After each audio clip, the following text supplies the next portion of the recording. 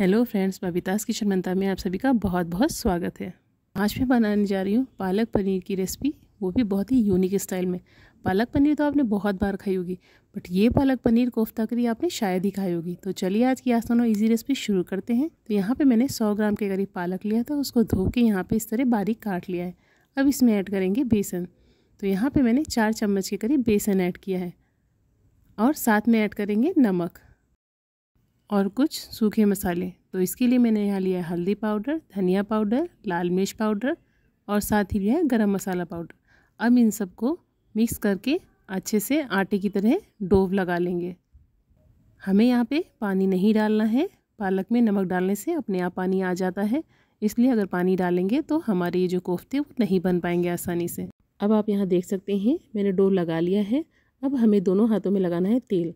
तो मैंने यहाँ दोनों हाथों में तेल लगा लिया है। अब थोड़ा छोटा पोर्शन लेके, यानी नींबू के बराबर का पोर्शन लेके बनानी है हमें बॉल। मैंने यहाँ चम्मच की मदद ली है, आप चाहें तो हाथ से भी छोटा पोर्शन लेके एक बॉल बना सकते हैं।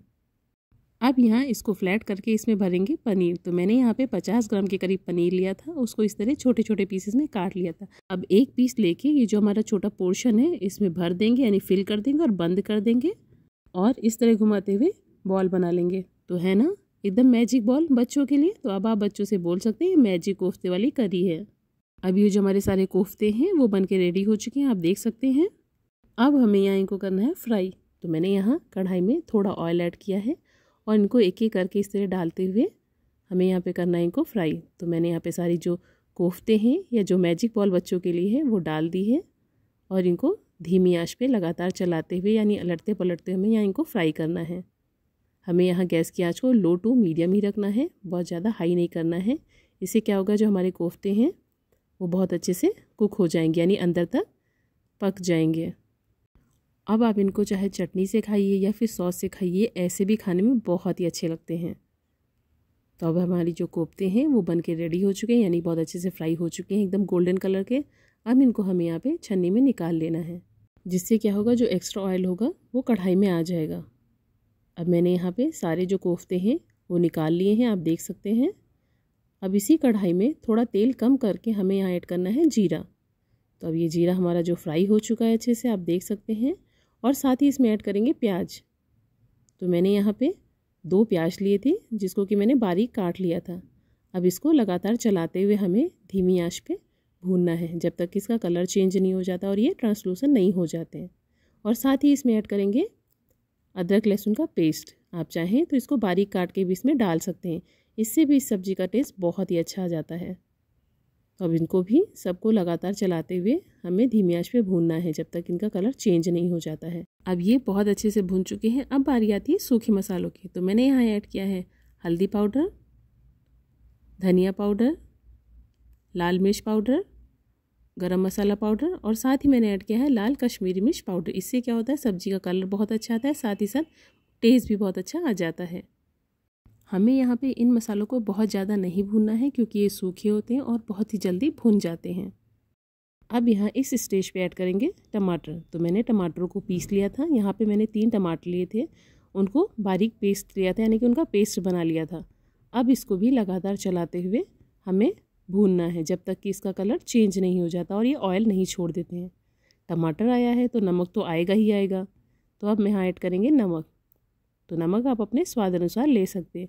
अब इन सबको लगातार चलाते हुए हमें धीमी आंच पे भूनना है, जब तक कि टमाटरों से ऑयल ना निकलने लगे।